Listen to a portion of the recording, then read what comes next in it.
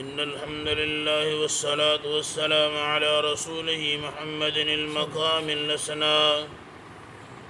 أما بعد فأعوذ بالله السميع العليم من الشيطان الرجيم. بسم الله الرحمن الرحيم.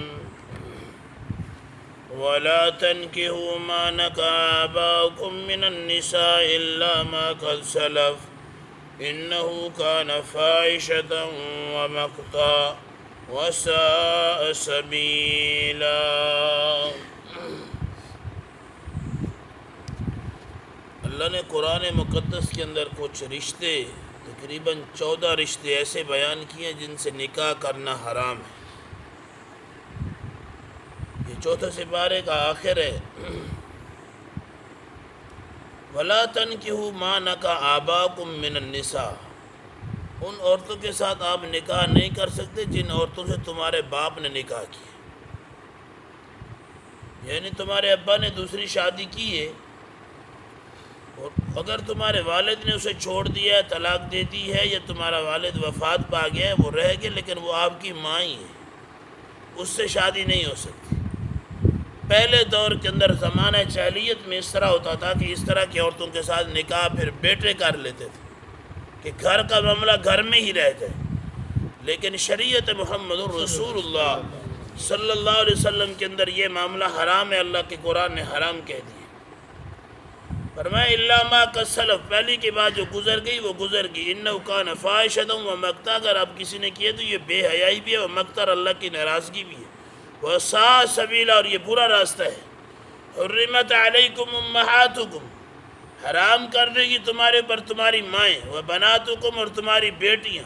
واخواتکم، اور تمہاری بہنیں. واماتکم، تمہاری پھوپھیاں. وخالاتکم، تمہاری خالائیں. وبنات الاخ، اور تمہاری بھتیجیاں. وبنات الاخت، تمہاری بھانجیاں. وامہاتکم، اور تمہاری مائیں. اللاتی ارضعناکم، وہ تمہاری مائیں جنہوں نے تمہیں دودھ پلایا. حقیقی مائیں نہیں، دودھ پلانے والی دایا، وہ بھی تمہارے پر حرام ہے. وَأَخَوَاتُكُم مِّنَ الرَّضَاعِ، اور تمہاری وہ بہنیں جو رضائی بہنیں جنہوں نے تمہارے ساتھ مل کے دودھ پیا. فرمایا وَأُمَّهَاتُكُمْ وَأُمَّهَاتُ نِسَائِكُمْ، اور تمہاری بیویوں کی مائیں یعنی ساس. وَرَبَائِبُكُمْ اللَّاتِي فِي حُجُورِكُمْ مِن نِسَائِكُمْ، وہ عورت، وہ لڑکی، وہ بچی جو تمہاری بیوی پیچھے سے لے کے آئی ہے، تمہاری ربیبہ ہے، جس کو تم نے اپنی گود میں پالا، پھر جوان ہو گئی، اس سے نکاح کا ارادہ نہیں ہو سکتا، وہ حرام ہے.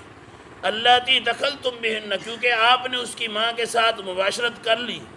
فإن لم تکونوا دخلتم بہن فلا جناح علیکم، ہاں اگر کسی عورت کی بچی کو آپ نے پالا ہے، وہ یتیم تھی لیکن اس کی ماں کے ساتھ آپ نے مباشرت نہیں کی، اس کی ماں کے ساتھ صرف نکاح کر رکھا تھا، ہم بستری نہیں ہوئی، علیحدگی نہیں ہوئی تھی.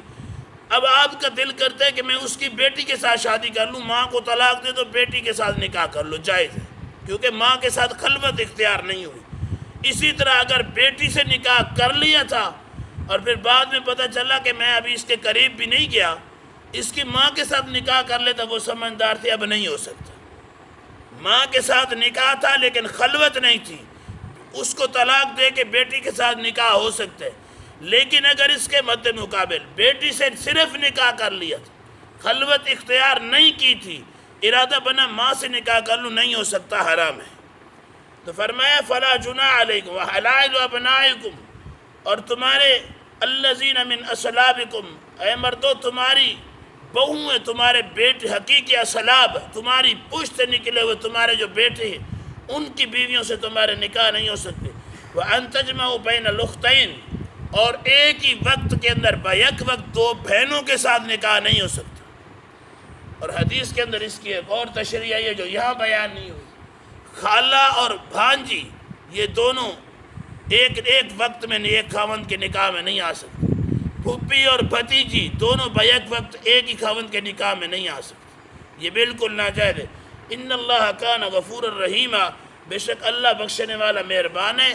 یعنی یہاں جو اللہ نے کہا بخشنے والا مہربان ہے، ان سب رشتوں کو مقدس سمجھ کے، ان کو حرام سمجھ کے، پھر یہ معاملہ کرنے کے بعد اللہ سے بندہ معافی مانگے. اللہ جو گناہ ہو گئے ہیں وہ ہمارے ہاں علاقے کے اندر کافی عرصے کے بعد پتہ چلا کہ ایک بندے نے 2 بہنوں کے ساتھ بیک وقت نکاح کیا ہوا، بڑی مشکل سے چھڑایا گیا، بڑی مشکل سے۔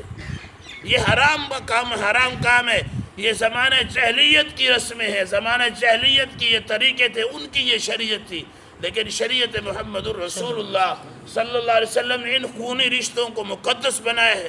ان کے ساتھ نکاح کرنا بالکل حرام ہے، ناجائز ہے، خلاف شریعت ہے، کیونکہ اللہ قرآن میں کہتے ہیں حرمت، جسے اللہ نے حرام کر دیا پھر اسے کوئی حلال نہیں کر سکتا، تو پھر اللہ کا حرام کیا تو پھر نبی بھی نہیں کر سکتا، کیونکہ حلال اور حرام تو اللہ بناتا ہے، نبی کے صرف قانون پھیلانا ہے، بتلانا ہے، تبلیغ کرنا ہے، شریعت بنتی ہے تو عرش معلیٰ پہ بنتی ہے۔